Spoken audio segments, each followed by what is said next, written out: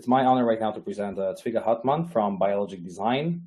Tzvika was trained in Bar-Ilan University and Weizmann Institute, and also like did a stint at Google.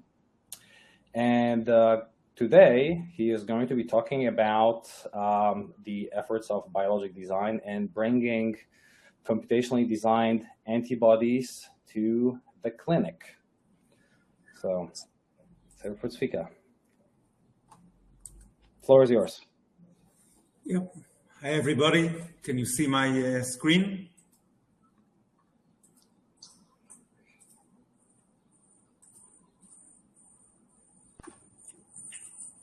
Yes. Okay, great. So thank you very much I'm delighted to be here in the Computational Antibody Discovery Symposium. Thank you for the invitation, Jan and Konrad. And thank you, Peter, for the enlightening presentation. It's also, I will highlight some things that you talked about. So I'll talk today about AI-driven design of smart therapeutics. As Konrad said, I'm work in Biologic Design. I'm the Senior Vice President of Computation. So basically, as we all know, antibodies are shown to be very successful drugs and among the best-selling drugs. Antibodies are proteins which are powerful nanomachines. They can sense environment changes and act differently in different tissues in different times according to the microenvironment conditions. Here you can see an amazing example of a motor protein, kinesin, which has a dimer with two motor heads, and the kinesin can pull organelles along the cell on the microtubule tracts. The example here, it pulls a vesicle. This is an example of the huge potential of proteins in the cell. So, however, antibodies that are used as therapeutics nowadays are basically used as small molecules that are antibodies. So they do not unleash the powerful power of proteins as they can be. Antibodies, proteins are much small molecules. Atoms, proteins and antibodies can be 30,000 atoms, and the potential is not unleashed. What Biologic Design does is to use AI to basically program and engineer new antibodies. Sophisticated programs. They're kind of programs that go into the cell, into the body, and sense the environment and can act differently in different environments, different people, different times, and so on. I'll give a couple of examples of such antibodies that we have developed. So here you can see a technology that we developed for designing antibodies that can bind to pre-selected epitopes in pre-selected conformations. So for example, here you can see the antibody that binds the specific conformation that was designed before and the specific epitope that we want. I'll give an example shortly. Here you can see another technology that we developed that allows an antibody that in each arm and each fab two potential antigens. So here you can see a fab that can bind both antigen A and antigen B, or one of them or both of them. All the combinations are available, and this can give us powerful capabilities, which I will show shortly. Okay, so here I'll talk about our first drug. This is a drug for cancer, an antibody that binds IL-2. And this drug is already in clinical trials, phase 1. I'll touch a little bit of the initial clinical results. This antibody was discovered by us and now developed by our daughter company, Alus. So back in the 90s, IL-2, which is a cytokine, was started to be used as a drug, as a treatment for cancer. The reason that IL-2 was used as a treatment for cancer is because it can activate the effector cells. It binds the dimer receptor of the effector cells, activates the effector cells, and basically encourage them to fight the tumor and thus fight the cancer. However, IL-2 in high dose, exogenous IL-2, which was given to the patient, has become discovered to be a double-edged sword, because on top of binding the dimer receptor in the effector cells, it can also bind the trimer receptor in the Tregs, thus activating the Tregs to downregulate the immune system, which is, of course, undermines the therapy and has the opposite effect, that the opposite of the desired effect. And this problem with this drug led many efforts to overcome this problem. There were many efforts to engineer IL-2 to make it a protein and a cytokine that binds only the dimer receptor of the effector cells, but will not bind the trimer receptor of the Tregs, and thus will do only the desired effect. However, this can work well until it binds the dimer receptor in the effector cells, but the feedback loop that the effector cells, it actually secretes more endogenous IL-2, and the endogenous IL-2, of course, is not the engineered one, and then it again binds to the trimer receptor on the Tregs and suppresses the immune system and has again the negative effect. So our antibody that we developed, which is called AU-777, is an antibody that binds IL-2. The cytokine IL-2, both the exogenous and the endogenous. It binds in a pre-specified epitope, like I showed in the previous slides. This binding in the pre-specified epitope, it actually allows the IL-2 to bind to the dimer receptor on the effector cells and activate the effector cells, and it spares the binding to the trimer receptor cells, to the trimer receptors on the Tregs, and thus avoids the negative effect of IL-2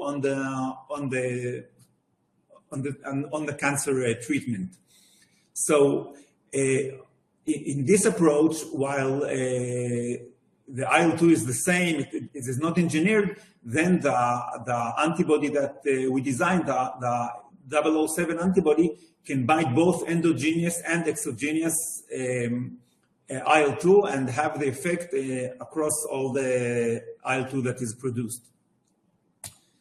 So I'll present here a bit of in vivo studies on mice on this antibody. So here you can see some groups of mice. The first one, the black one, is the placebo group. The second one was given only 007. And basically the interesting part is the orange one, group 4, and the light green one in group 8, where they were given the AU-007 antibody along with human IL-2. And as you see in the graphs here, then these the mice that got these the combination of 007 and some human IL-2 has the best effect with regard to the tumor size. You can see in group 8 where we got 3 things. They got the 007, the human IL-2, and the anti-PD-L1. Basically, half of the mice cleared the tumor completely. Some other in vitro evidence for the AU-007, which is actually in the first initial results from clinical trials, you can see that the Tregs is basically got down for all the patients. Like other cases, when you give the IL-2 at the first couple of days, the Tregs go up. But then for all the patients, the Tregs goes down. And this is basically the only IL-2 based cancer therapy where the Tregs actually go down. As I said before, clinical trials were started. About 20 patients were already dosed with this molecule. Some of them got also some more dose of IL-2. Here you see one of the patients which had no response to anti-PD-1 and CTLA-4 treatments. You can see here in the baseline scan that there are two tumors, the one here and the other one here. And after 8 weeks, this tumor shrinked by more than 50%. And this is quite amazing, especially by noticing that this patient, on the 3 weeks before he was dosed with 007 and recruited to this experiment, the tumor size got increased by 25% in 3 weeks. So the other drug, which we call BD9, this is an example of a multibody technology that I described before. Here, this drug is a multibody that can bind either TSLP or IL-13, which are cytokines, and this will be an inflammatory disease drug. So, roughly speaking, when an allergen meets the skin produces some alarmins that you can see here. This is IL-33, TSLP, and IL-25, and they cascade the secretion of cytokines, Th2 cytokines, IL-9, IL-5, IL-13, IL-31, and IL-4, which basically does the immune effect, which is a problem in inflammatory diseases. There are, of course, improved antibodies for TSLP, for IL-13, but what we do in this multibody is that we basically bind and attack both TSLP and IL-13. So there are, as I said before, there are drugs that tezepimumab can bind the TSLP, and this works for about 50% of the patients. The reason you can see in this illustration, because there are some other alarmins that can start the pathway, IL-33 and IL-25.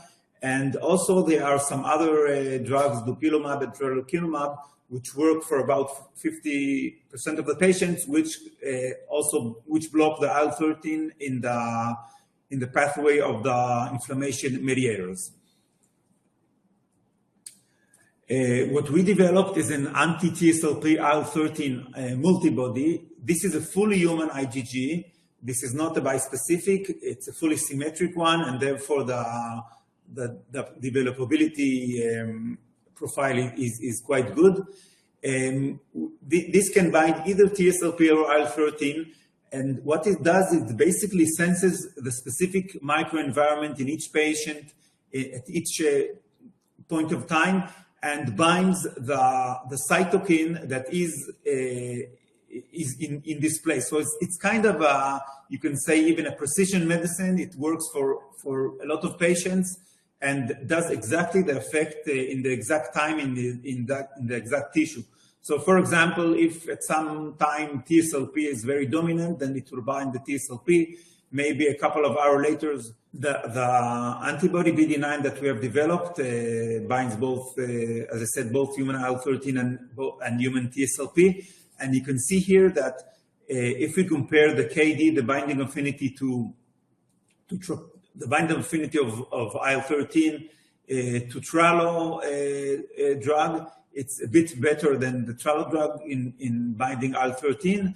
And when binding into TSLP, it's a bit better than the tezepimumab drug.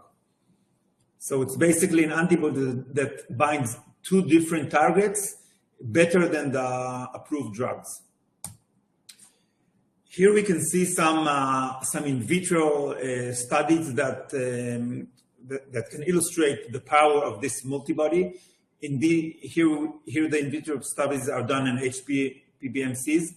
You can see in the left graph that when IL-13 is stimulated, we measure the TARC level, which is a marker for the inflammation. And you can see that tezepelumab, which is a drug, an antibody against TSLP, does not affect the TARC levels, and all the other drugs, tralo, lebri, and BD9 down the TARC. The same goes with TSLP stimulation, where BD9 and Tezi works well, and tralo and lebri does not affect really. And the nice part here is that when you stimulate with both IL-13 and TSLP, we see that the other drugs decrease the level of TARC moderately well, and BD9, which binds both IL-13 and TSLP, downs the TARC level to 0, basically. So I'll go for this very fast. I think I'm running out of time.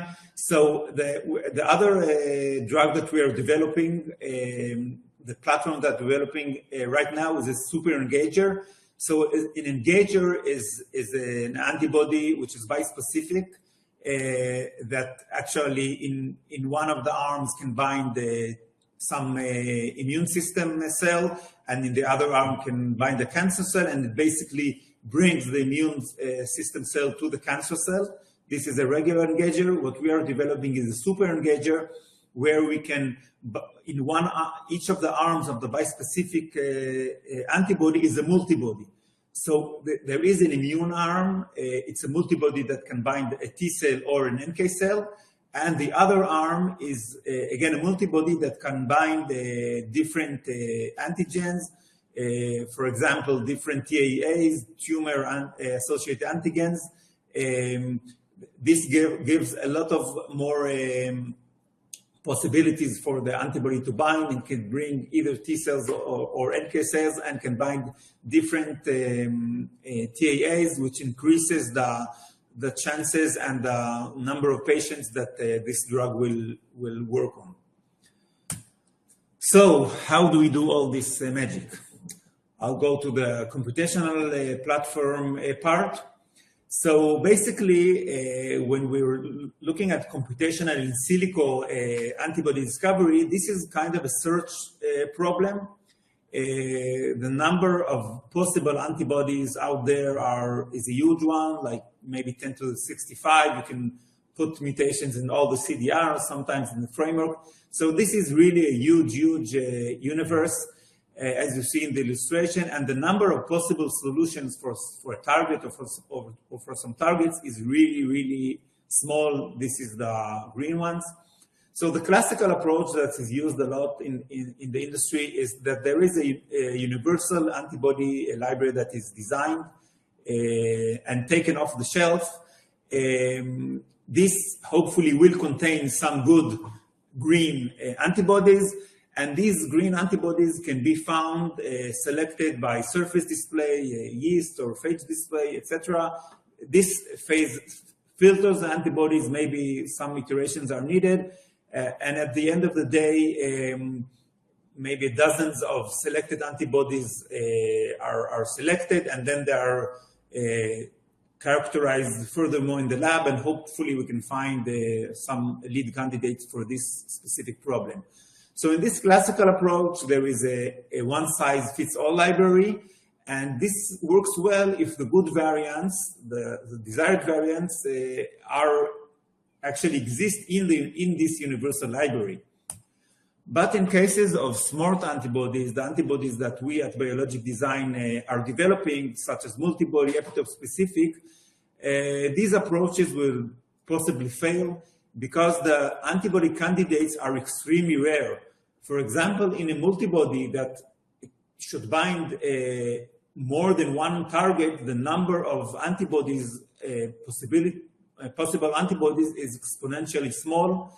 And here you can see in this illustration that there is only one green antibody in this universe, and it is very, very unlikely that this antibody will be in this universal library, and therefore this approach will not succeed.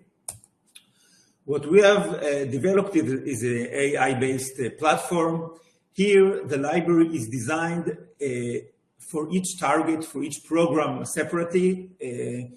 So there is not a universal library. We have a library that is focused. It is for each program that we have.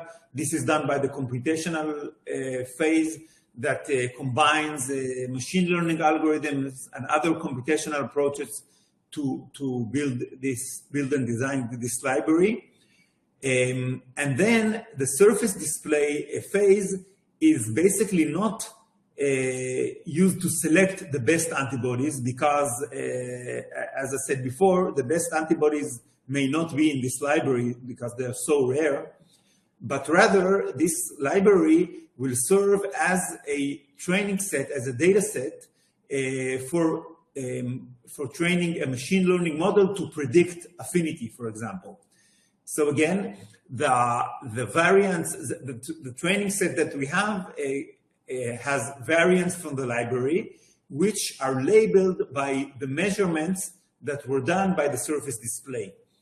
This machine learning model that was trained on this data goes back to this huge universe, and then we use some search algorithm. It can be a genetic algorithm in silico on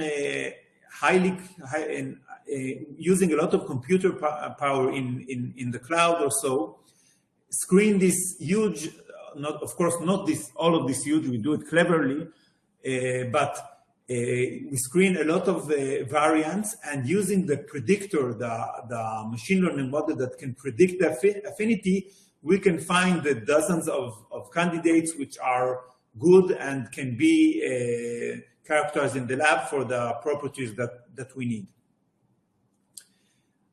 This slide elaborates a bit more on this approach. So in the libraries are designed to be good training sets. The goal of the library is not to contain the best solutions because they are so rare that we hardly can hope for this, but they are designed to be good training sets. The surface display phase is used to label this data set, to measure the properties. And here we can measure properties as we like. We can measure the affinity to target A, affinity to target B. We can measure stability, specificity, other properties. So, okay, so we train pair property models for each property. It can be affinity to target A, affinity to target B, developability, specificity.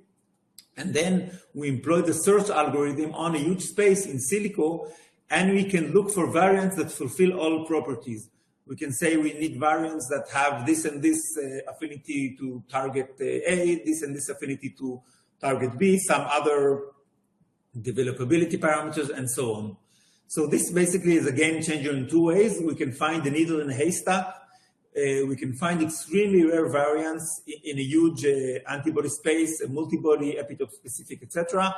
And also it saves a lot of lab work because basically we can go from idea to lead in less than 6 months because basically most of the lab work is done in silico. So I don't have much time, but I'll just go very briefly on. I would suggest that you go for 5 minutes more, just to, Okay, we great. have issues right now. So yeah, thank you. So here are initial results for our super engager program, which I described before. This is, I'll remind you that this super engager is a bispecific antibody that has 2 arms. One arm is a multibody that binds, that can bind either a T cell or an NK cell. And the other arm is a multibody that can bind 2 tumor associated antigens. In this case, the arm needs to bind either TROP2 or Nectin-4, which are TAAs. And in this slide, you can see results on TROP2 binding prediction. in the middle graph, you can see, in the middle plot, you can see the test performance. The R-squared is 0.56, and you can see that if we select the 10% best predicted, we can have a threshold of 2 and select all the variants that got predicted more than 2. Then we get 5 variants that have quite high observed values. Recall that we don't need to find the most observed values, because anyway we send these variants, these clones, to further characterization in the lab, and even if only some of them are good, then it's great for us. We don't need that the precision will be very high. And also the right graph shows the ROC curve. You can see that capturing the top observed 10% is quite easy. The AUC, the area under the curve, is 0.92. For Nectin-4 binding prediction, the other model that was trained on the same data, for predicting Nectin-4, you can see the R-squared is 0.92. This is still a small data set, but you can see that the differentiation is very, very good here. And AUC in the ROC curve is basically perfect, 100%. And this is another example of prediction of some developability property, size exclusion chromatography. Here again, you can see that the R-squared is 0.84. You can see that the 4 best predicted candidates the variants have very good observed values, and here the area under curve is 0.98, almost perfect. Thank you very much. Tzvika, thank you very much. Thank you very much for this great talk, and especially holding off with some of the technical issues that we had here. So I'm going to go through some of the earliest questions that were asked. So, what is the uniqueness of the James Bond AU007 that provides the distinguishing capability between the 2 cell types? So can I go back to do you see the slides now? I think we can. Okay, great. Good news. So the IL-2 basically binds both the dimer receptor of the effector cells and the trimer receptor on the Tregs, and it binds in on different areas of the cytokine of the IL-2. By our technology, we designed an antibody, the 007, that binds IL-2 in a specific epitope that basically allows it to bind the dimer receptor in the effector cells, but prevents it to bind the dimer receptor on the Tregs. So the short answer is that the epitope-specific binding can actually control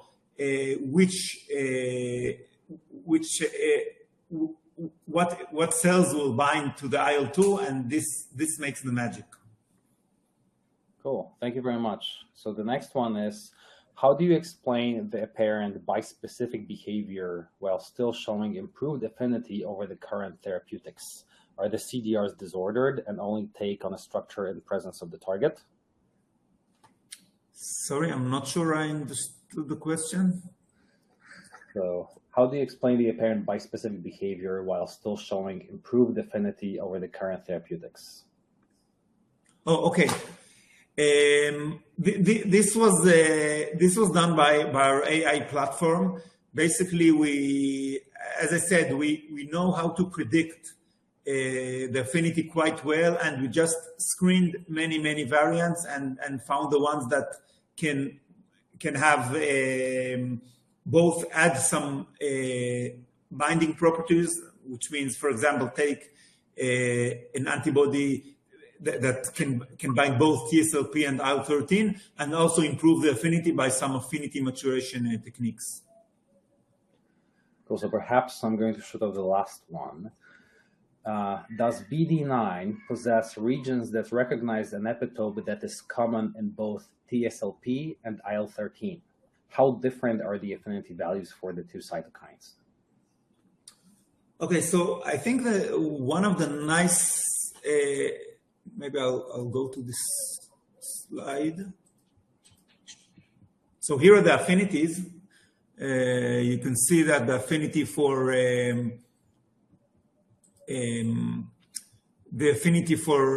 IL-13 is 13 picomolar, and the affinity for TSLP is less than 3 picomolar. And about the epitopes, the nice thing here is that we really don't care about the epitope here because, of course, care about the epitope, but we don't care if the epitope is common in both the TSLP binding or the IL-13 binding, because at each point of time, it binds either TSLP or IL-13. So if the epitopes the paratopes overlap or not, this doesn't matter. It doesn't affect the way the BD9 binds to the cytokines.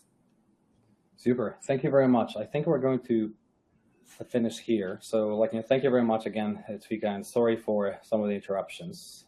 Thank you very much. So we had actually a break scheduled for right now. So it was scheduled to be 15 minutes, but because of some of the technical issues, we obviously let Tzvika take a bit more time. But to actually start promptly with the next speaker, let's reconvene here at 12:30. All right. Thank you very much. See you in a bit.